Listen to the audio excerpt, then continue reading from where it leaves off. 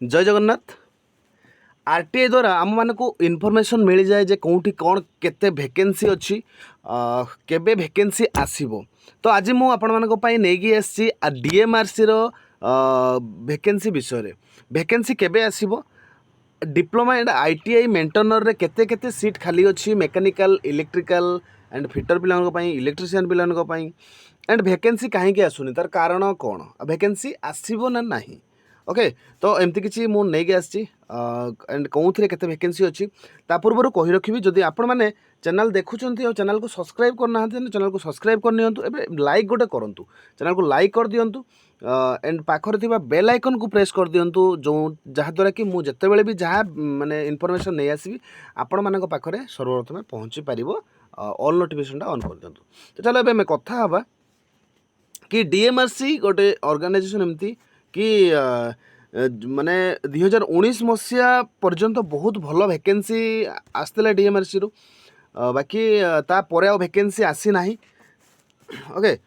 जल्दी जल्दी जब वैकेंसी आसी जाए ताहले किसी जो मैंने डीएमआरसी एस्पिरेंट अच्छा से अप्लाई करेंगे कहीं किसी पिलाकर एज भी पड़े जाऊँगी। ओके, तार एज 28 ही थाए। तो एमती किसी इनफॉरमेशन आसी ये देखिपे आपको डिस्प्ले हो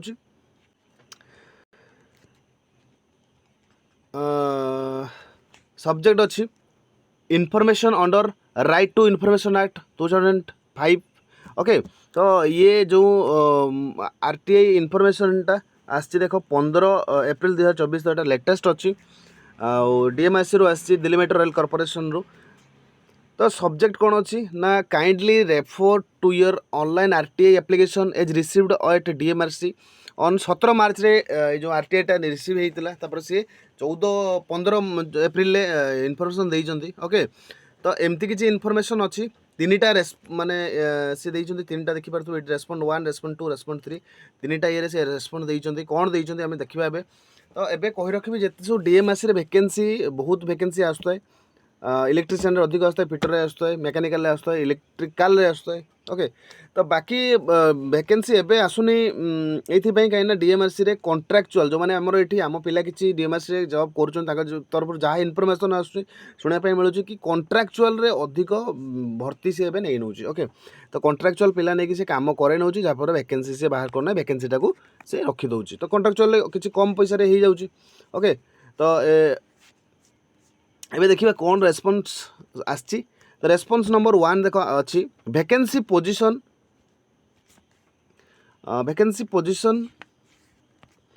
vacancy position for maintainer cadre in operation and maintenance. Okay, as on 1 April 2023 has been enclosed as annexure. Okay, तो तार माने वैकेंसी पोजीशन मेंटेनर केते अच्छे maintainer cadre in operation and maintenance रे। तो एनेक्सर ये अच्छी तो यहाँ जहाँकि मो पाखे अच्छी मुझे आपको देखी एबे तापर कहबी ये जो एनेक्सर टा। ओके, तो एबे देखिबा तापर सेकेंड देखिबा सेकेंड कौन अच्छी ना the vacancy assessment of operation and maintainer conducted once in the month of April every year। ठीक अच्छे, तो प्रति वर्ष आसे वर्ष को माने प्रति वर्ष थोड़े थोड़े माने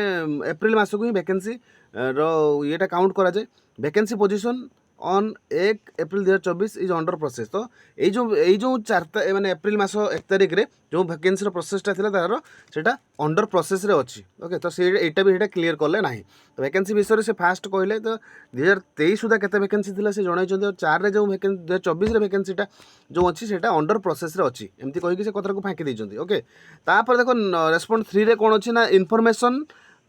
regarding future requirement is hypothetical in nature which does not fall within the definition of information under section 2F। तो 2F तार गोटे सिस्टम अच्छी आरटीआई रे 2F सिस्टम अनुसार कैन नॉट बी फर्निश्ड। से कौन कहते कि केते कौन केमिति कौन आगू वैकेंसी आसो सेटा किसी कही हो नहीं, किंतु 24 रे जो वैकेंसी थिला सेटा अंडर प्रोसेस रे अच्छी। बाकी 23 रो वैकेंसीटा से देखई कि 23 वैकेंसीटा कौन अच्छी। तो एमती किसी देख तो तार ये सिग्नेचर अच्छी central public information general manager Sanjay भी क्यूट कुत्ते। तो बस आपण मैंने जापारे बुझीपारे एमती ही अच्छी तो मुझे कही रखी डीएमआरसी रे वैकेंसी न आसबार मेन कारण हूँ तो यहाँ देखो देखिपे मोटे ओडिया ट्रांसलेसन भी कर देछि ओके जो गूगल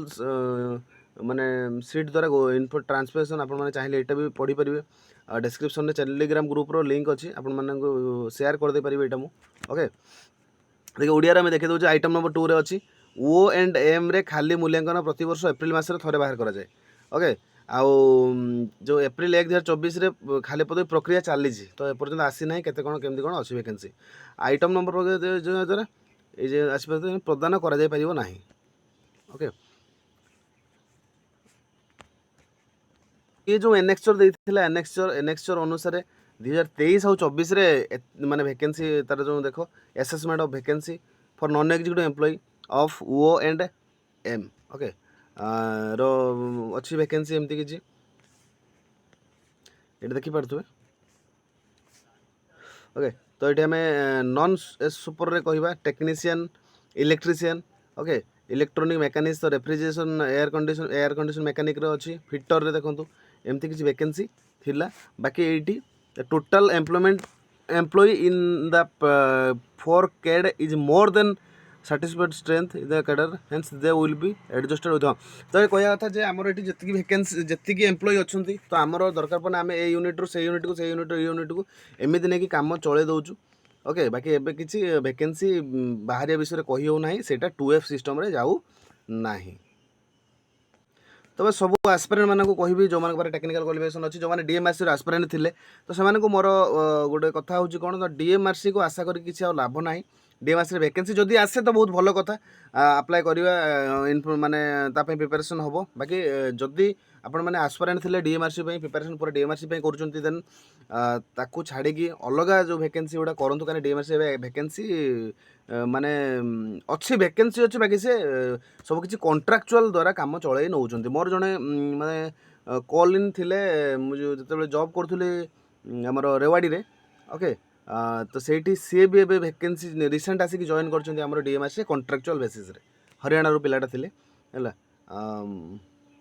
नवीन नामर नाटा तो सी भी मतलब फोन करी कहते कि कॉन्ट्रैक्चुअल जॉइन कर डीएमआरसी तो डीएमआरसी फिटर पिला से तो डीएमआरसी मैक्सिमम मैक्सिमम पिला कॉन्ट्रैक्चुअल नहीं कि काम चले दो जहाँफल कि वैकेंसी बाहर करूँ ना तो यह था इनफॉरमेशन आरटीआई रो इनफॉरमेशन 3टा रेस्पॉन्ड थिला ओके तो मुझे आपको इंग्लिश भी इनफॉरमेशन सहित ओडिया इनफॉरमेशन भी मुझे आपको जनईदेली ये ओके तो वैकेंसी जदि आसे मु नहीं आसबि आदि पर्यंत न आसी आपण मैंने